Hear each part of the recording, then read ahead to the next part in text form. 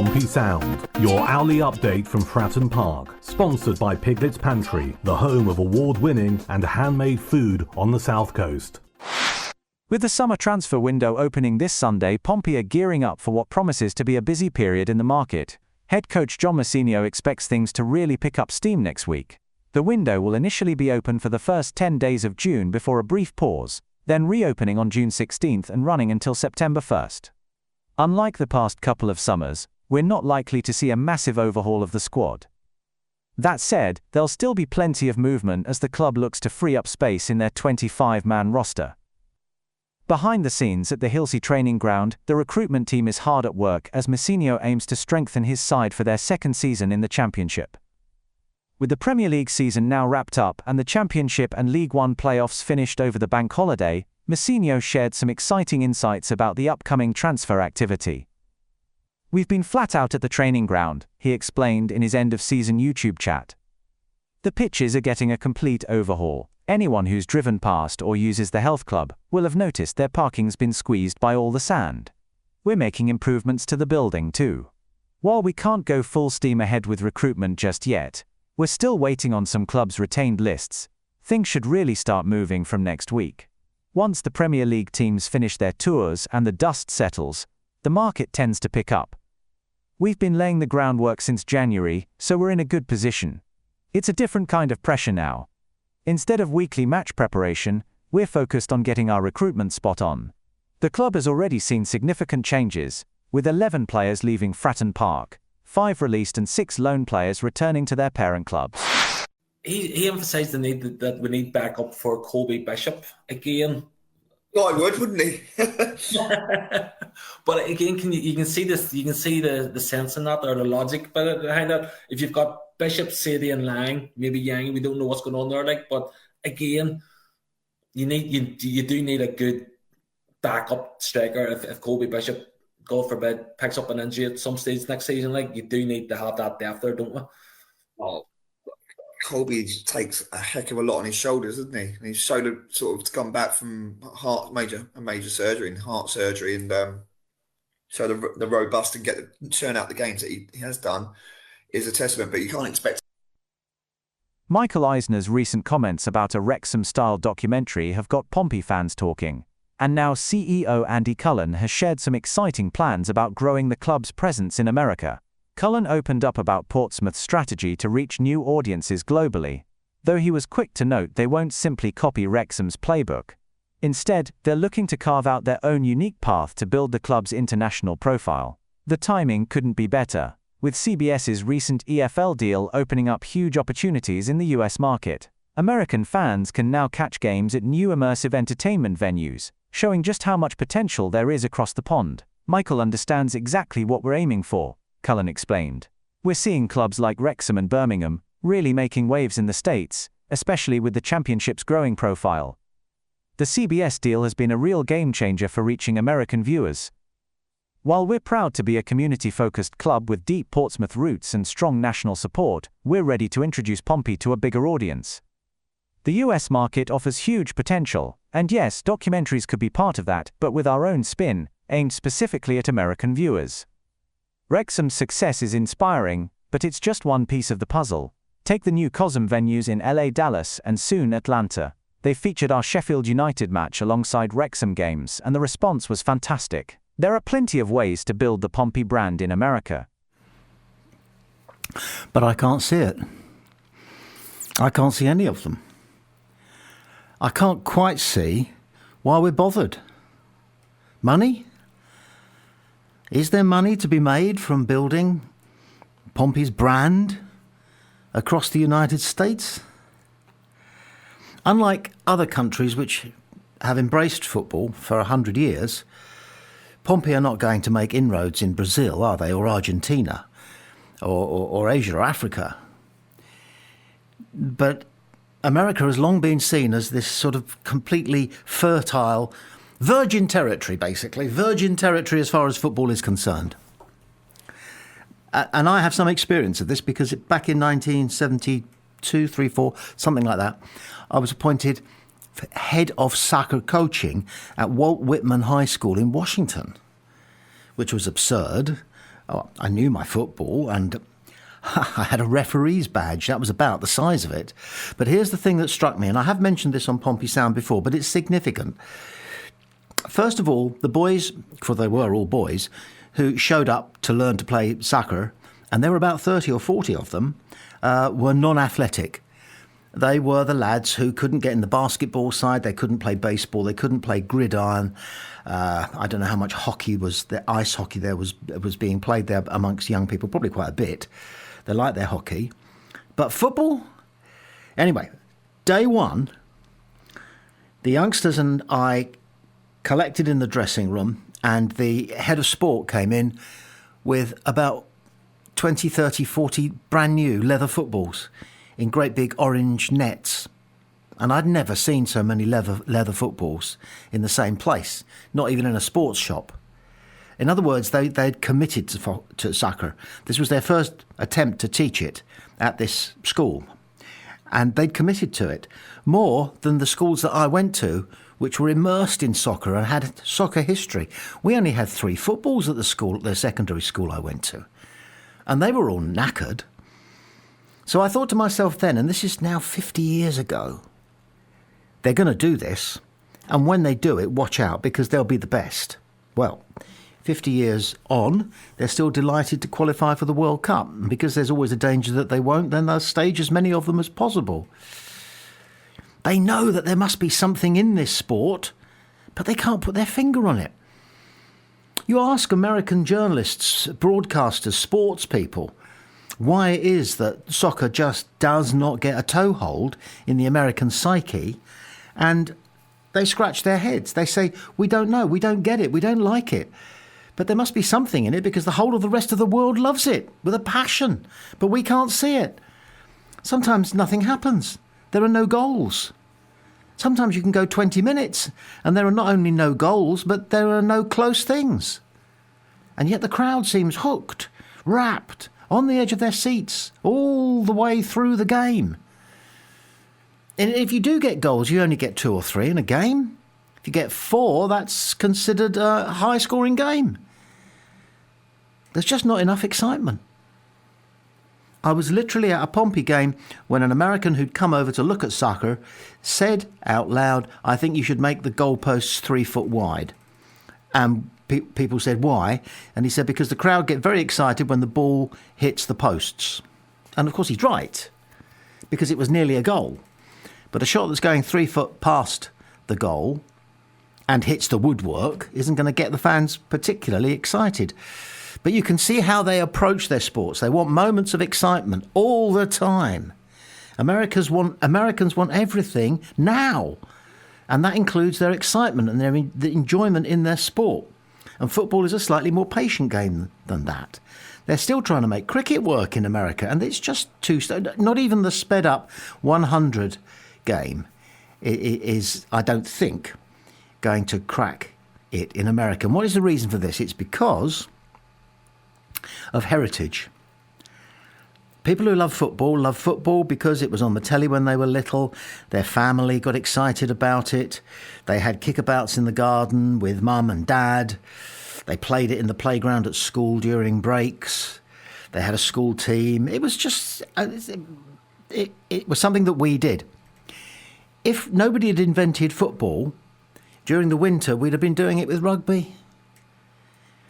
Rugby would have been on the television every Saturday night, and boys and girls would have been playing with a rugby ball in the back garden, and there'd been rugby at lunchtime in the school playground. Rugby hasn't cracked it worldwide. Football has. It's an easier game for a couple of 3 people to play. I have never seen a couple of youngsters messing around with a rugby ball in a public park. Never. Anywhere in the country. We see less football being played by youngsters in parklands and what have you. That's a shame, and it's another matter.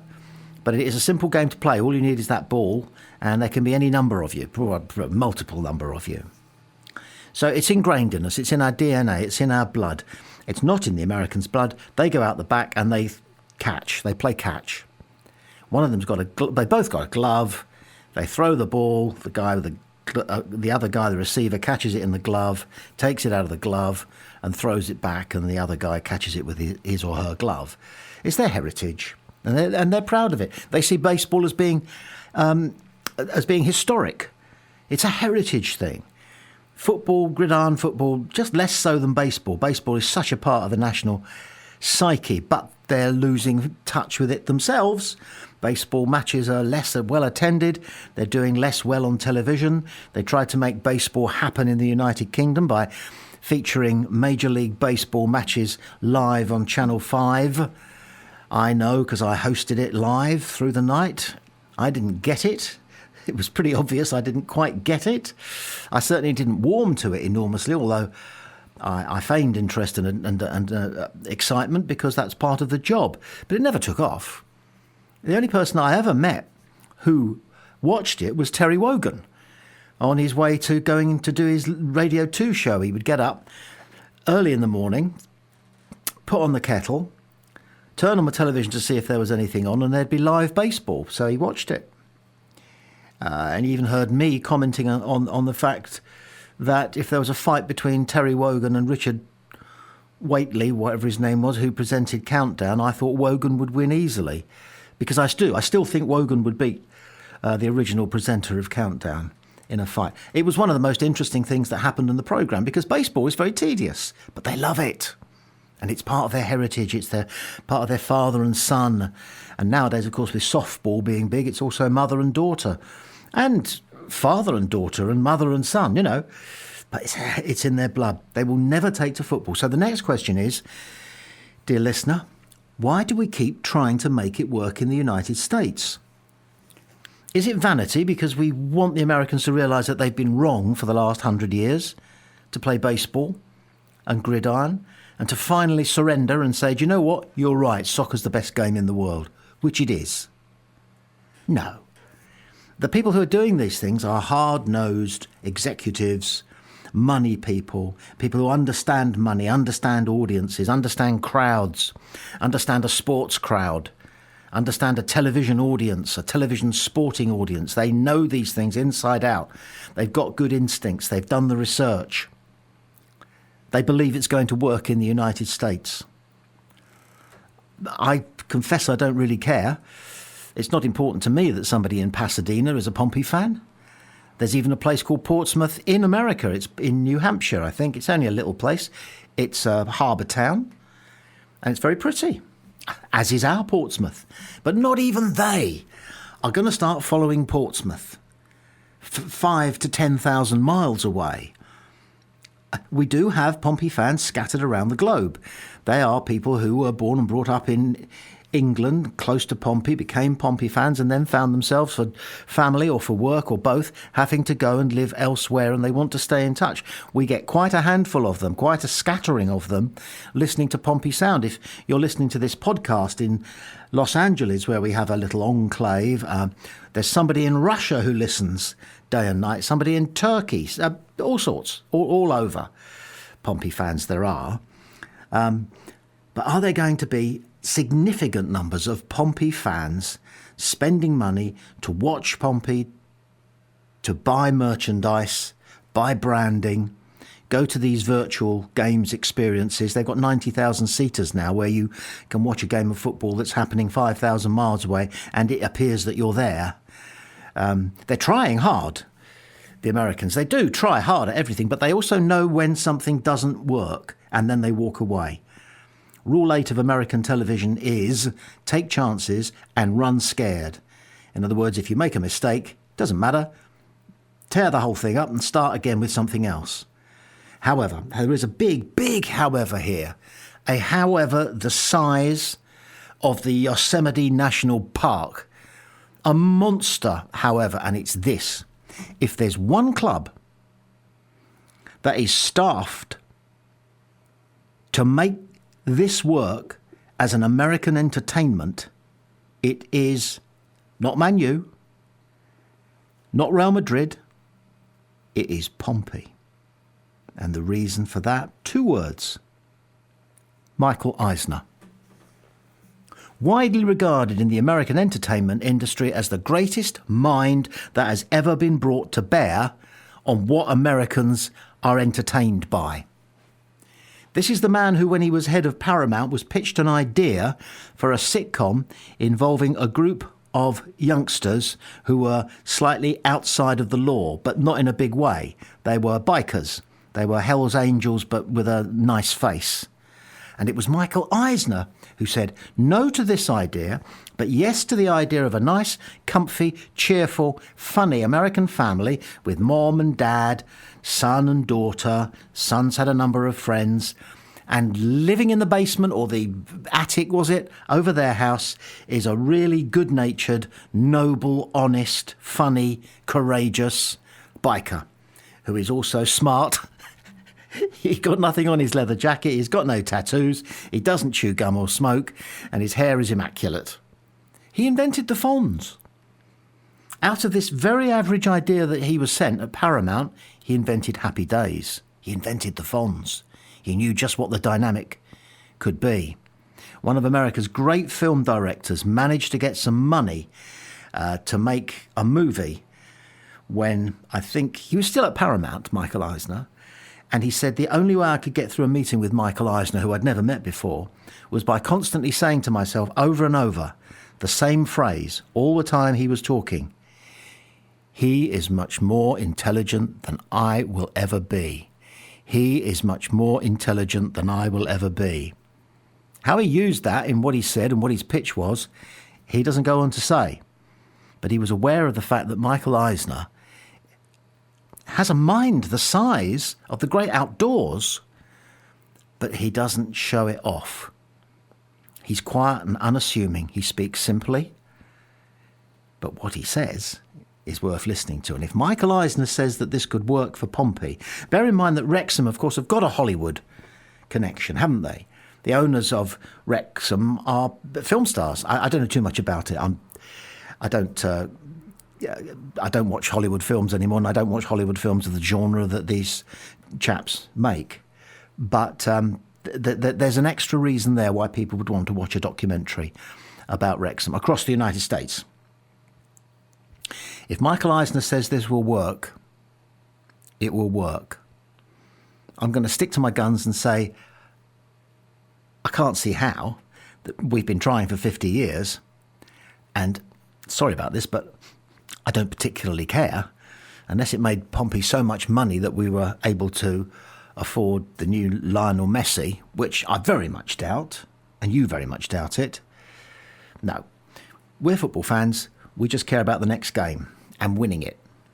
Oh, and into the bargain, signing the next Lionel Messi. But that is a long shot. So, sorry to bang on, but it's worth banging on about, because I do think it's a slightly delusional quest. It's almost like the quest for the Holy Grail. It is the Holy Grail of football, cracking the United States of America. But there is no Holy Grail. And I don't think we'll ever crack America. Let's crack the championship first.